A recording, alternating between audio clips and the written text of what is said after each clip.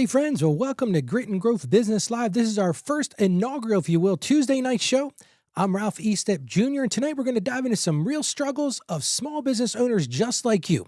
And I want to start off by thanking Abby, who's producing tonight's live show. You'll see that she's in the chat and she's going to be monitoring the chat for us. So if you've got a question or you've got a comment, feel free to put it in the chat and we'll answer those questions tonight. You know, as a small business owner, you ever have those nights when you wonder, am I really going to make it? Well, if you ever feel like that, this is the place for practical, no fluff coaching. I'm going to talk about live, real, and focused ideas to help you grow your business with grit and with peace. And we're going to do that every Tuesday night at 8 p.m. Eastern time. So this is the first one. So plan to join me every week if you can. Now, listen, I'm going to be here right here every week. I'm going to answer your questions. I'm going to be doing live coaching. If you're interested in being on this show, I'll talk to you a little bit later how you can actually go and do that. I'm going to help you take that next right step in your business. And hey, if you'd like to submit a question for next week, here's how you do it. Go right to gritandgrowthbusiness.com/ask. I'm going to give you that one more time, and I'll have Abby put it in the links and the show notes today. You can put it in the captions too if you want to, Abby. But gritandgrowthbusiness.com/ask. And listen, if you want to be in the hot seat, yes, you can be a guest on the show. I'll do some live coaching one-on-one with you, and everybody else gets to benefit from what we talk about. You can apply for that by going to gritandgrowthbusiness.com/guest. Again, that's gritandgrowthbusiness.com/guest. And it's totally free. No strings attached. Just come on, we'll talk about your business, and I'll show you how to make your business even better for you. So as we talk tonight, feel free to share your comments and questions right there in the chat. I want to give you one quick admonition, if you will. I gotta say this. Everything tonight is for education only. This is not legal or tax advice. If you're interested in doing that, contact me, set up an appointment with me, and we can do that one-on-one. I don't want to do that in this forum, but tonight is about education and about bringing you knowledge to help your business grow. All right. Well, let's get into it today. Now, each week with the show, I'm going to start off with something I call the pressing issue of the week. So this week's pressing issue is sort of a big pie in the sky issue, and it's this. Tonight's topic is this. Why uncertainty is the entrepreneur's constant companion. And if you're a small business person, you get what I'm talking about here. So many times it's so tough to be a small business owner. There's so much uncertainty in that. Because here's the truth. Running a small business means living in uncertainty. You know exactly what I'm talking about. Things like cash flow. Things like your clients. I had a client say to me one time, Ralph, if it wasn't for clients, I'd have a great business. You'd be in pretty bad shape if you didn't have any clients. But that's one of the things we have to deal with, uncertainty. We have to deal with competition. And the truth is, as small business owners, we all know they move fast. But confidence, well, as you know, confidence doesn't come from eliminating uncertainty. I wish we could do that. I wish I had the tools tonight to show you, hey, here's how you can completely eliminate uncertainty. But what it does come with is mastering how you respond to that. Now, as we start tonight, I found some great quotes that lay into this idea of uncertainty. So here's some great ones. This one comes from Stephen Covey. Now, Stephen Covey is one of the people that's one of those motivational guys. He wrote the 7 Habits of Effective People. And I probably butchered that, but that's about what he talked about. And I love what he said here.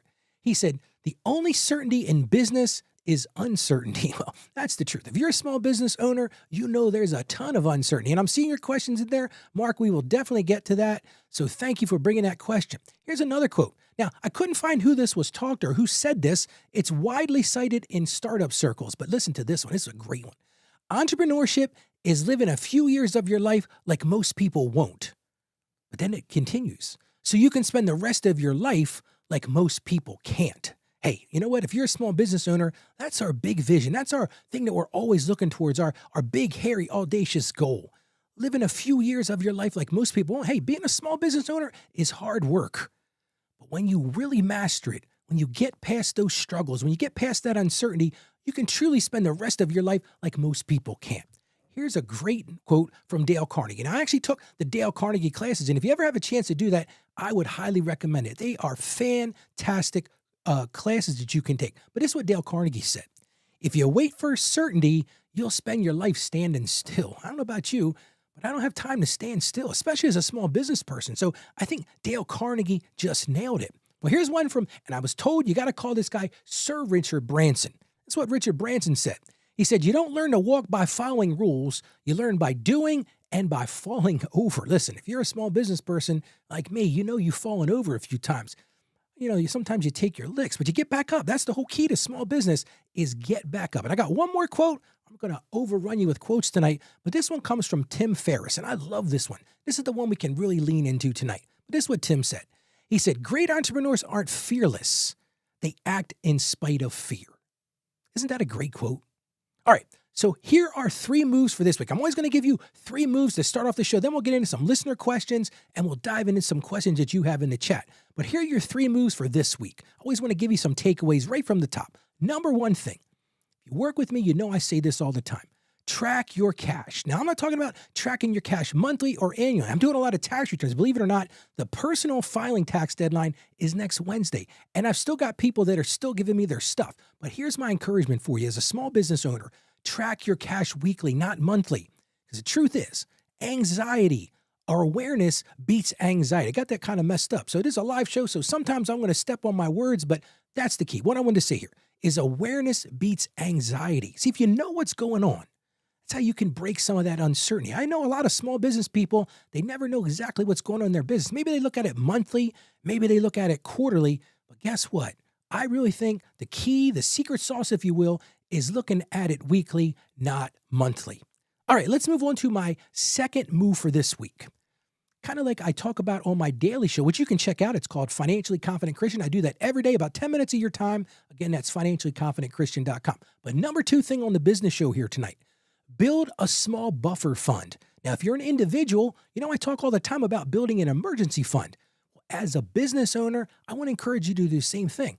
Build 2, 3, or maybe even 4 weeks of expenses. Give yourself some breathing room.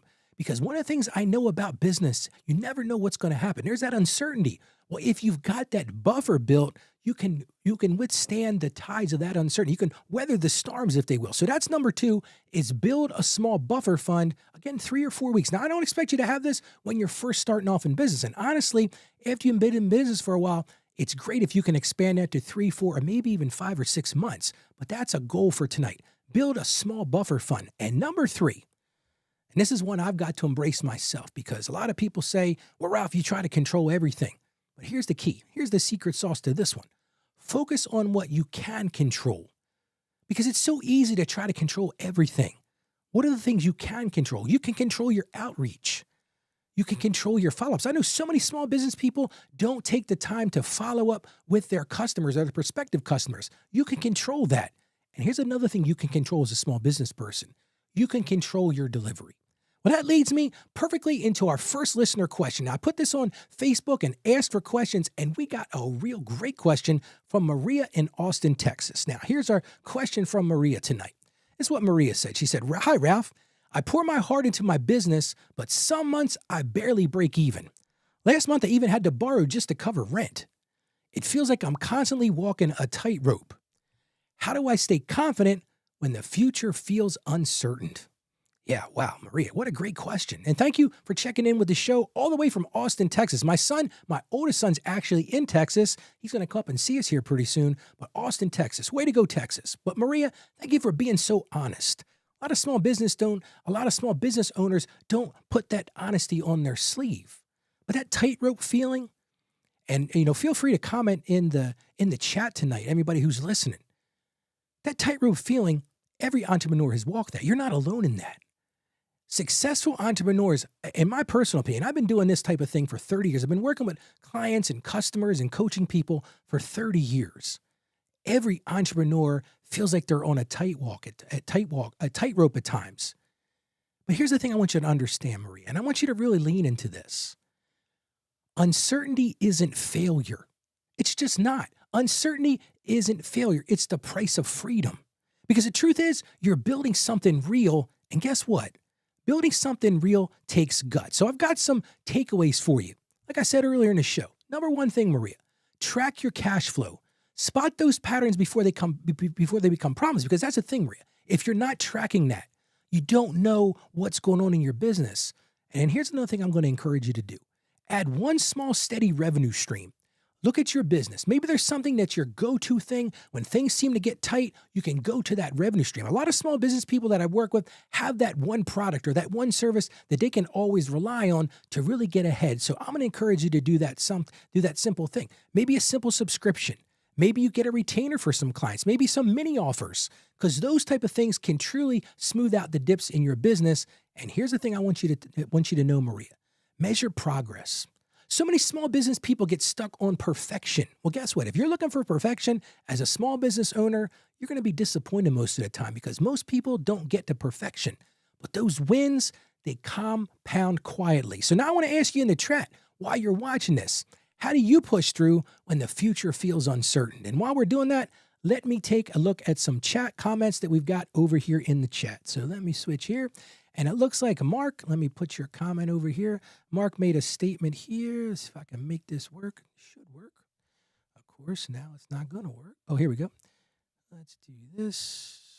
Oh, wrong thing. Well, Mark, I'll just read your comment out here because it seems like it is not popping up where I want to pop up. But Mark said it's taken a long time to learn that. Well, that's true, Mark. It's the truth, isn't it? It does take a long time.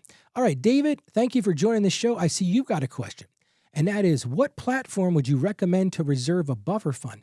You know, David, that's a great question. What my opinion is maybe something like a high-yield money market account. It could be something as simple as a savings account, but just something that's not in your operational accounts. I did a show a few weeks ago about paying yourself first and actually creating multiple buckets for your income and for your money. So one of the things you might want to consider is whenever a dollar of revenue comes in, carve that out and put it into a particular bucket right from the start. That's one of the things that I recommend, David. It's not necessarily where you put the money. It's more of a function of that you're doing it and you're setting it aside, because as a small business owner, it's real easy to see that money in that operating account and say, well, I've got the money, I'll go buy that marketing piece or I'll go buy that equipment. But if you realize that's my buffer fund, that's my emergency fund, you're less likely to touch it. So, hey, here's another idea, David.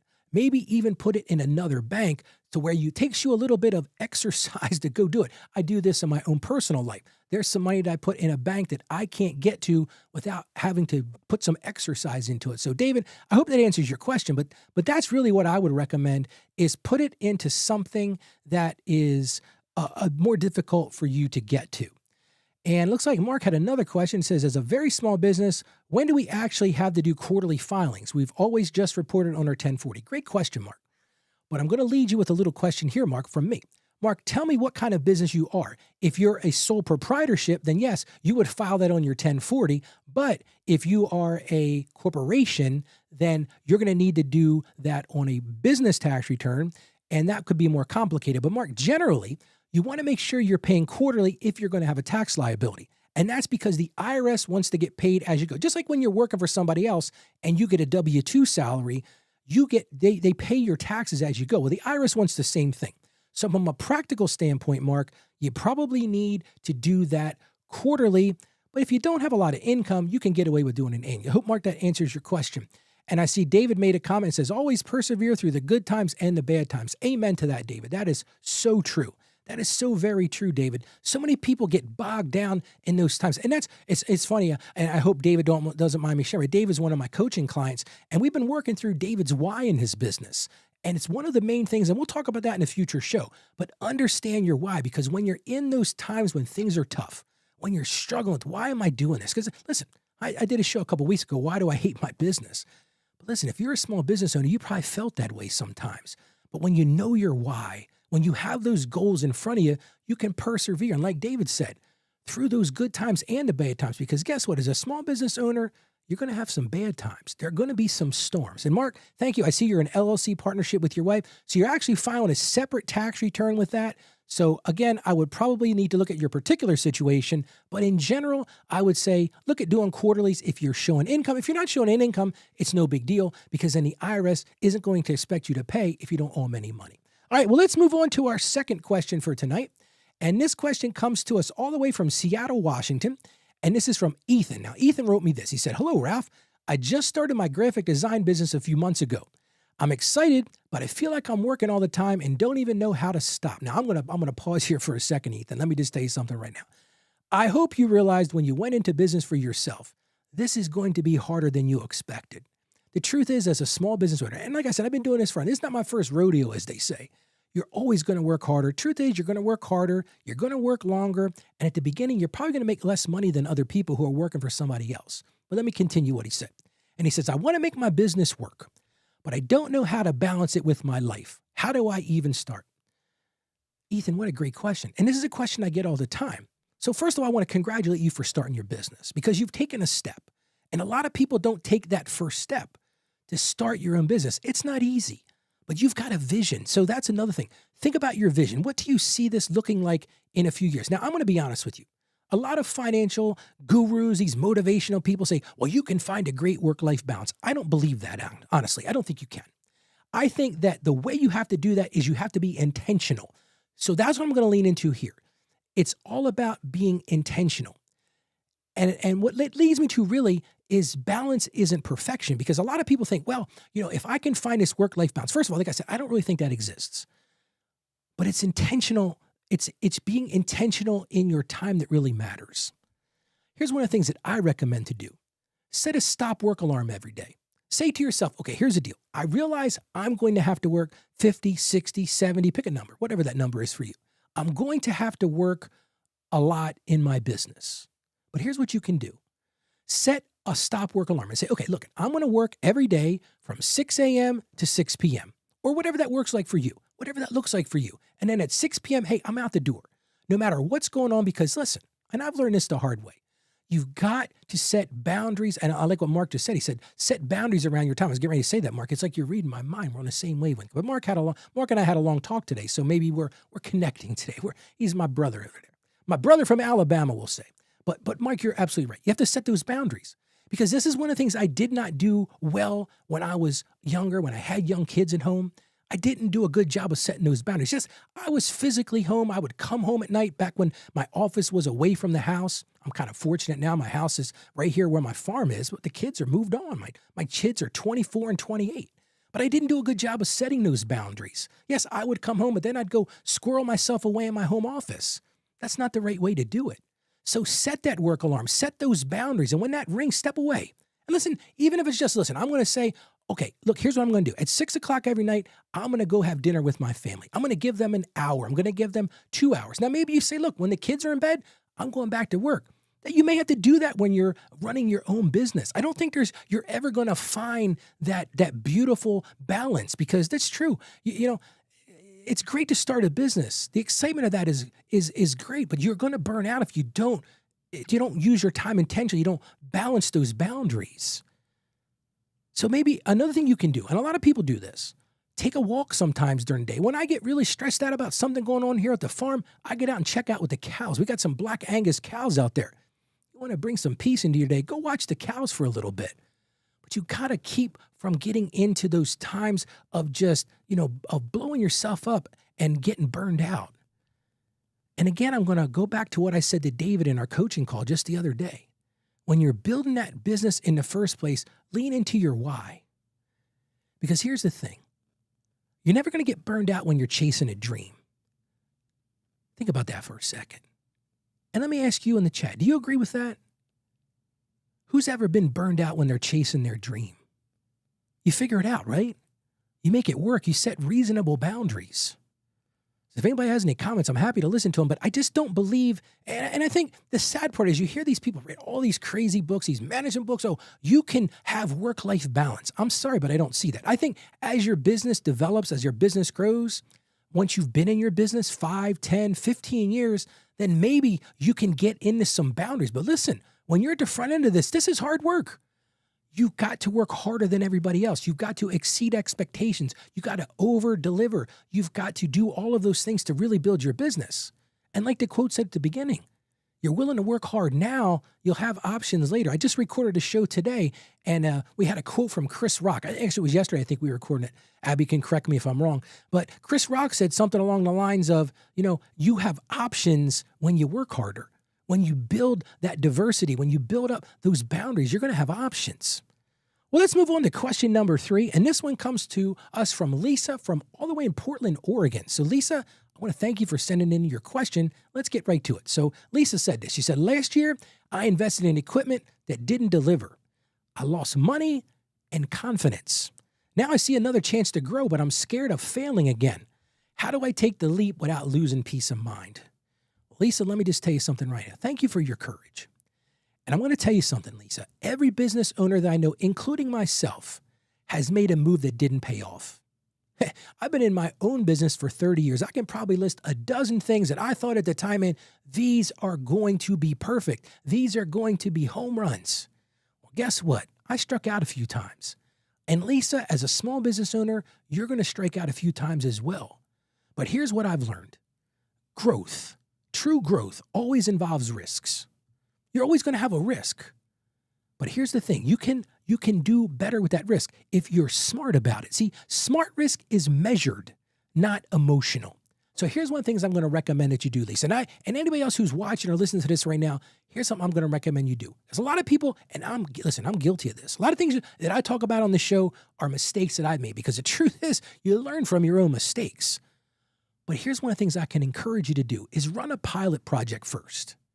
So many people just dive in head first. Oh, I'm going to do this. I'm going to set this up. It's going to be great. We don't realize that there's some flaws in the system. We don't realize there's some things that we really haven't thought out. And that's why I really recommend running a pilot project. Test something small, maybe a small offer. Send it out to your customers that you know are goodwill ambassadors or your brand ambassadors for your business. Do that. See their reception. Ask them for feedback. You know, one of the things that I've done in my own practice, in fact, when I started doing more coaching, I offer my coaching services to several people absolutely free. Why? Because I wanted to understand what was going to come back. I need to understand the program. I need to understand what would be effective in that program. So I started off on a small scale before I went all into it. And then the thing is, at least, and I'm going to direct this directly at you, if it works well, scale up. Say, okay, this worked in the macro sense. Now let's make it bigger. Let's grow this thing. But Lisa, at the same time, if it doesn't work, guess what? You've paid tuition and you haven't lost everything. Because that's really the key. If it works, scale up. If it doesn't, you've paid and now you realize, okay, this isn't going to work. Maybe you can refine it a little bit. Maybe you can make a little bit of a change to it and it works. Ask for feedback. Listen, this is a thing as small business owners we don't think about often. Ask your customers for feedback. Now listen, that's being a little bit, you're putting it out there, right? Because you're thinking, oh man, I don't know if I want to hear the answers to this.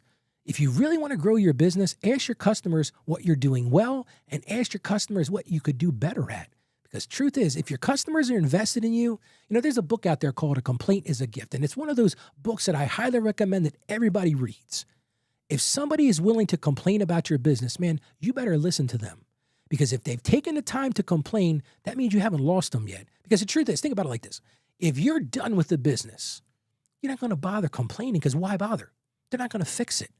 But when you invest your time, when you take that time to actually complain, why are you doing that? Because you want a response. I'll give you a great example of this. And I'm going to call out my wife tonight. Today is a very big anniversary for my wife. 20 years ago today, my wife underwent breast cancer surgery. And I am just overwhelmed today with feelings of great praise for Christ, because today she is 20 years cancer-free. So I just want to throw this out there if she's watching. Great job. The courage you showed was amazing. Great job, Jennifer. But as an example, we're going to talk about what I'm talking about here with the thing about complaints. So I thought, you know what? I'm going to order my wife some flowers. It'll be a nice gesture to show her, hey, I care about you. 20 years, man, you kicked cancer's butt. Fantastic. So I got online. I went to what I thought was a local florist. Put in my picture. They show a beautiful picture of what they called the fall bouquet. And this thing looked fantastic. I said, oh, great. Where do I buy? So I said, okay, I'm going to buy this for my wife. I'm going to have them delivered yesterday so that she would have it in time. It'd be great, right? And I said, listen, when you get to the house, call her ahead of time so that she'll be ready for you to pick up these flowers. Well, guess what? Next thing you know, my wife is texting me. She's like, Ralph, some lady's out front. She's got flowers and she put them in our delivery box. I'm thinking, well, that's not what we asked. And then the next thing you know, my wife says, oh, thank you so much for ordering the flowers. And she was grateful for them, and I appreciated that. But she says, Ralph, you got to understand something. Take a look at this. She sent me a couple pictures, and these flowers were miserable, just terrible. Now, I didn't pay a miserable price. So what did I do? I got online, and I said, hey, guys, your flowers aren't great. You didn't do what you agreed to do. And it's funny because the first person I talked to, they're like, well, you got to escalate this. Send us pictures of the flowers. Send us your order number. Now, listen, that's terrible customer service, because now I took the time. I was let down anyway because I wanted this to be something special for my wife. So I was let down. So I reach out to this business, and of course, I didn't realize at the time, this is one of those big bundled companies that uses local florists, but there's some big conglomerate that just grabs nonsense SEO and they make it seem like you're ordering from a local florist, but it wasn't. So lesson learned. Lesson learned on that one. But when I called, they could have dealt with the situation right then. Could have been something as simple as, you know what? We're sorry about what happened. We're sorry we didn't follow through. We're sorry you didn't get what you wanted. But that's not what they said. They said, well, hold on a second. Send some pictures. Here's an email address. And then we'll escalate it to our next level team. And I'm thinking, well, that's nice. Not great though, right? So, of course, send them the pictures. About an hour later, I get an email back that says, we're looking into your case. This is an hour. Another hour goes by. I get an email. Oh, we're going to give you a $5 credit. I'm thinking, $5? Really? $5. You totally blew the emotional situation that I was trying to create, and you're going to send me $5. Now, of course, at this point, I'm annoyed. So I'm like, well, I'm going to go back to them. Again, I'm still bought into their business. And I went back to them. I said, that's ridiculous. I said, here's your deficiencies. Here's a picture of what I was supposed to get. Here's what I got. And then, of course, in the end, they finally came through and gave me a complete refund. That's not what I was looking for. But the whole point of this story was I'm giving them a complaint because I'm giving them a gift because I wanted them to be able to solve this customer dilemma. I wanted them to be able to earn my business again. But the way they handle it, I would never use them again. And I'll tell everybody I know not to use them. They're horrible. But you can do the same thing. Run that pilot project. If you find that something doesn't work, well, then don't scale it up. This is what this florist company needs to realize. What they're doing isn't working. My wife went onto their website. Their reviews are terrible. I mean, people are like, nobody likes this people. Nobody likes this florist shop. You definitely don't want your business to be like that. Well, let me ask you a question right now in the chat. As we're talking about with Lisa, she's scared. She's got this feeling of fear. So when you face risk in your business, which one wins for you, fear or courage? Because listen, as a small business owner, you know as well as I do, we deal with those emotions all the time. Being a small business owner is about emotions. It's about that fear. It's a real fear. For a lot of us, there's no backup plan. We are it. If we fail, our families fail, everything falls apart. And that's when we have to have courage. Well, David, let me see what you wrote here. David wrote, he said, business ownership is a lifestyle, not a typical 9 to 5. It burned me down without any boundaries set in place. Much better with them. That is so true, David. You're right.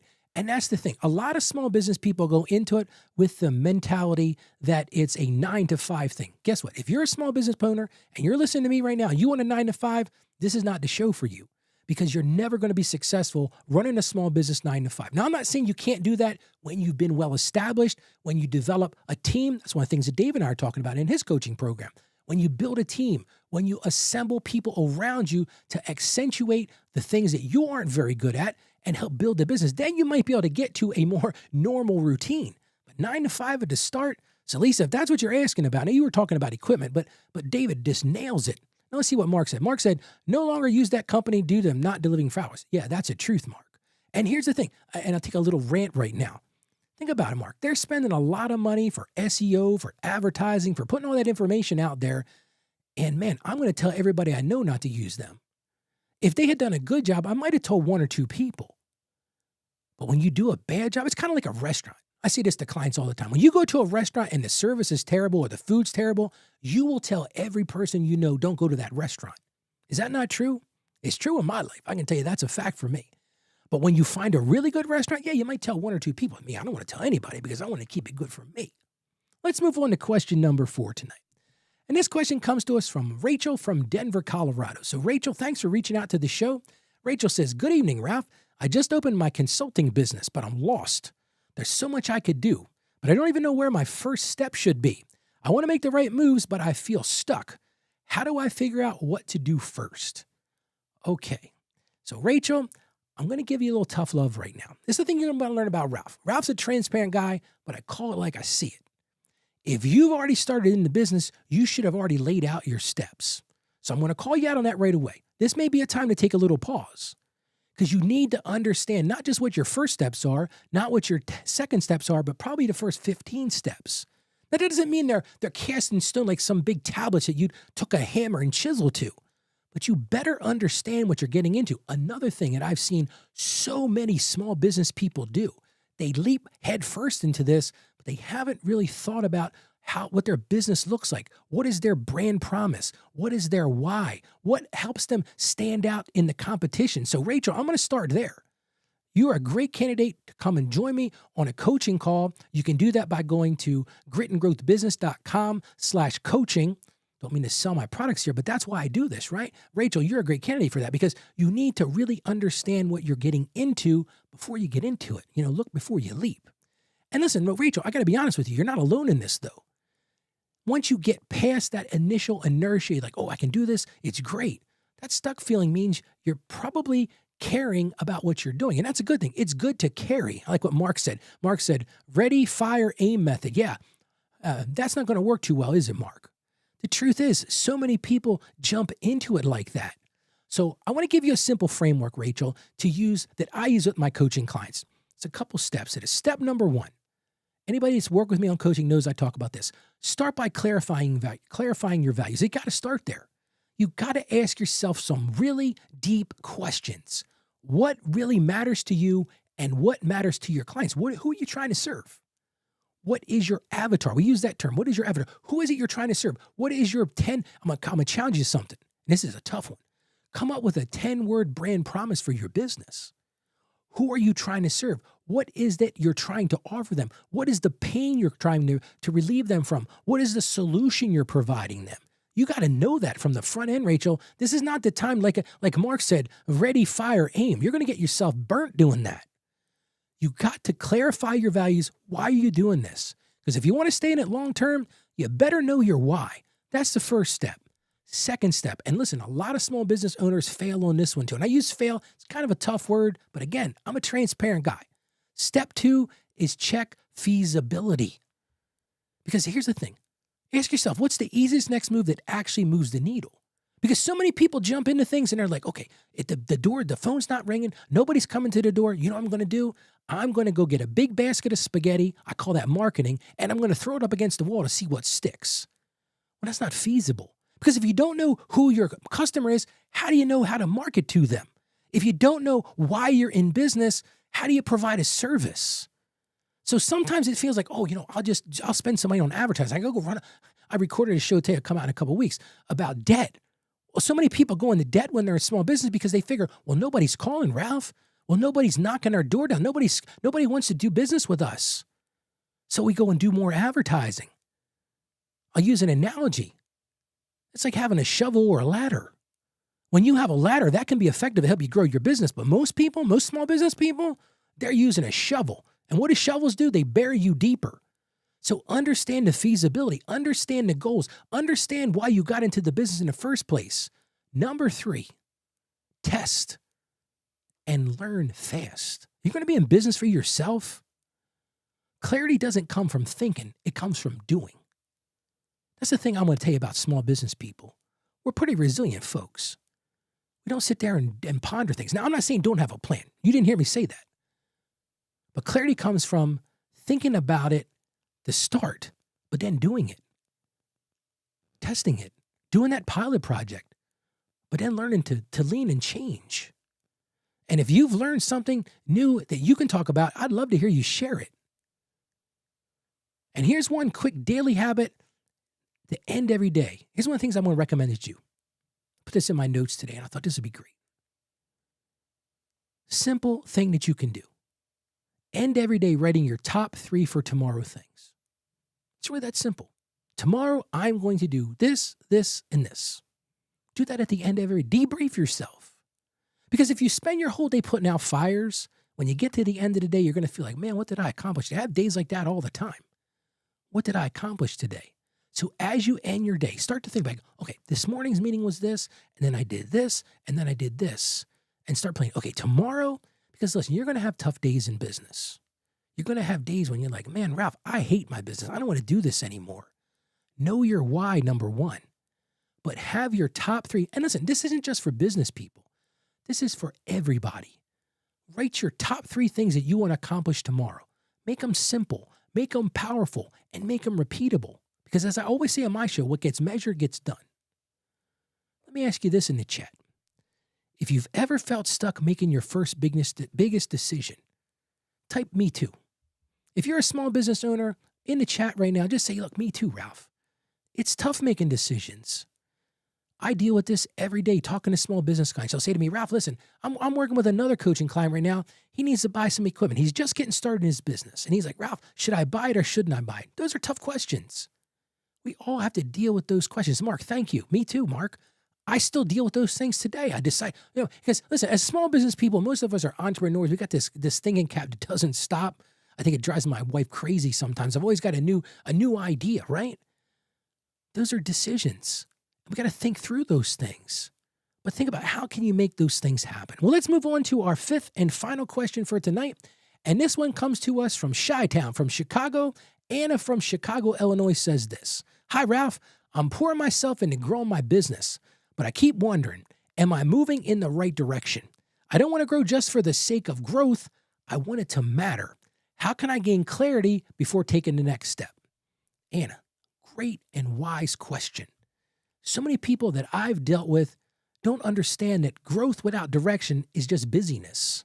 And that's busyness, busyness. Anybody raise your hand if you've ever been stuck as a small business owner just being in busyness? Because it's real easy to do that. And when you're growing for the sake of growing with no direction, that's busyness. I've dealt with so many small business clients that have said, Ralph, I want to grow my business. I want to make so much money. I want to bring so much revenue in. But the truth is, revenue isn't always the answer. What is the direction you're going? Because listen, and it's funny, Dave and I were having this very conversation yesterday.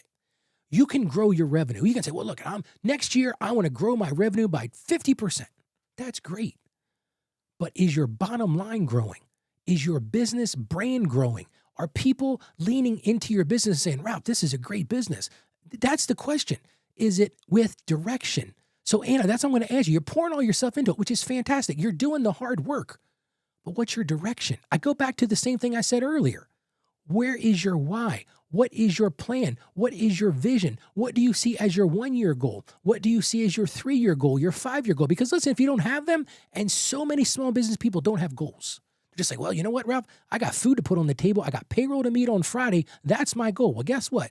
You're going to be out of business soon. A lot of people don't want to tell you that, but the truth is this. If you don't plan, my oldest son, Ryan, says this all the time. Dad, if you don't plan, guess what you're planning? You're planning to fail. And he is 100% right there. So here's a clarity habit that I recommend. Once a month, you may be able to do this once a week. Set aside one quiet hour. Listen, as a small business person, find an hour. You got to invest in yourself. Reflect on 3 things. Once a month, just sit down, take yourself away. If you got to get in a car, go somewhere, go sit by a lake, or whatever it works for you, whatever recharges your batteries. But set aside one quiet hour, get a pad and paper. I like pen and paper. Phones are fine, but I think when you write something, you pour more of yourself into it. But reflect on 3 things. Ask yourself this. Number 1, what worked? Think about the last month. What worked in your business? What was dynamic? What did your customers say? Hey, Ralph, this is really working. Or what service was really working? Look at your numbers and say, man, this is really working. So start there. Second thing, and this is equally as important, ask yourself what drained you. Because listen, as a small business owner, raise your hand if you've ever felt drained. I mean, I feel like that all the time, especially during tax season. Tax season is draining for me. But lean into that. Ask yourself what drained you. And you might be saying, okay, Ralph, why am I writing these things down? Because you can learn from them. If you learn what drains you, that's the things that maybe you look to outsource. And that's maybe the things that you can find a better way of doing. So they say build a better mousetrap. But understand what drains you. And mostly important is the biggest thing that I'm going to encourage you to do. Ask yourself, what moved your mission forward?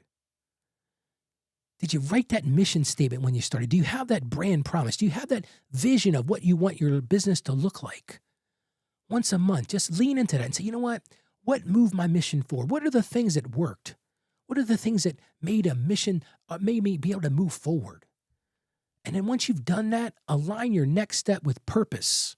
Because it's so easy to stay stuck in that pressure. My grandmother used to love to cook with a pressure cooker. And pressure cookers work by sealing in that energy. And I remember as a kid, she used to do string beans. That was her thing in a pressure cooker. And I remember that pot would get super hot.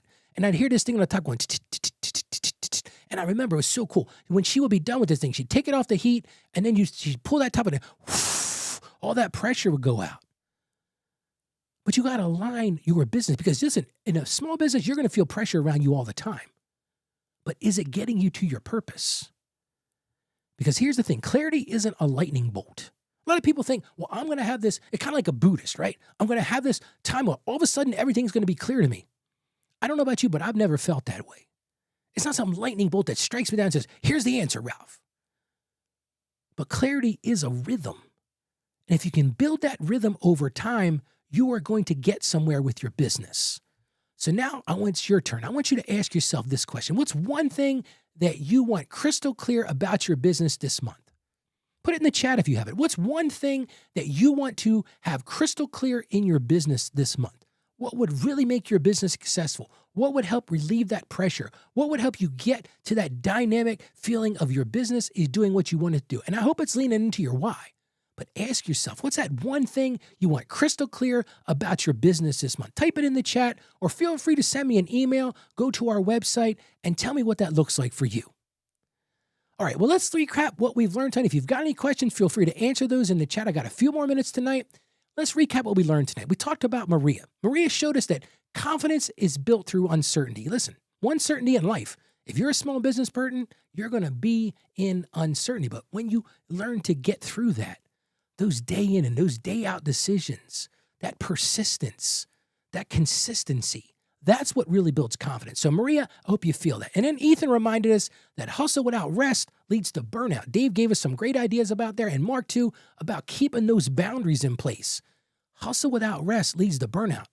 You want to burn out of your business? Don't give yourself any rest. Don't invest in your family. That's a good way to burn yourself out. Then we talked to Lisa, and Lisa reminded us that courage means trying again, but trying again smarter. So Lisa, I hope you lean into what we talked about tonight. And Rachel taught us that clarity comes from taking action.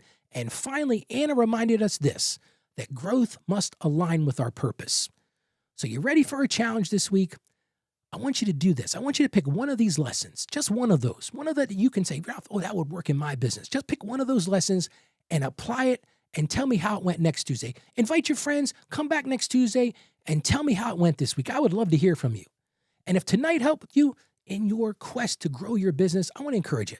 Share this replay with a friend. We're going to post it on our website. You can get to all of our shows by going to gritandgrowthbusiness.com. It'll be released on YouTube. It'll be released on Rumble. It'll be released on audio. And don't forget, I really want to hear your questions. If you've got a question for this show, you can submit your question at gritandgrowthbusiness.com/ask. Or again, you want to be in the hot seat? Absolutely free. Free business advice. Listen, there are nobody else that I know offers this. You can be having a free hot seat with me. I'll talk about your business. I'll help you grow your business. If you want to do that, go to gritandgrowthbusiness.com/guest. And let's keep building your business the hard way, because that's how it grows strong. I want to thank you for joining me tonight. I want to thank everybody who joined me in the chat. I really appreciated it. God bless you, and y'all have a great night tonight. Thanks for joining us today on Grit and Growth Business, the show where real business owners find the clarity, courage, and confidence to build something that lasts. If this episode spoke to you, go ahead and hit that subscribe button so you don't miss what's next. Remember, success isn't easy, and there are no shortcuts. But with grit, growth is possible. And when in doubt, just ask Ralph. This show is a production of Ask Ralph Media, supported by Saggio Accounting Plus. The content in this episode is based on information available as of the date of its release. Saggio Accounting Plus and Ask Ralph Media Inc. are under no obligation to update it should circumstances change. Please understand, this episode is not intended to be financial, tax, or legal advice. Your unique situation deserves tailored guidance, so before making any decisions, consult with your trusted tax professional or attorney.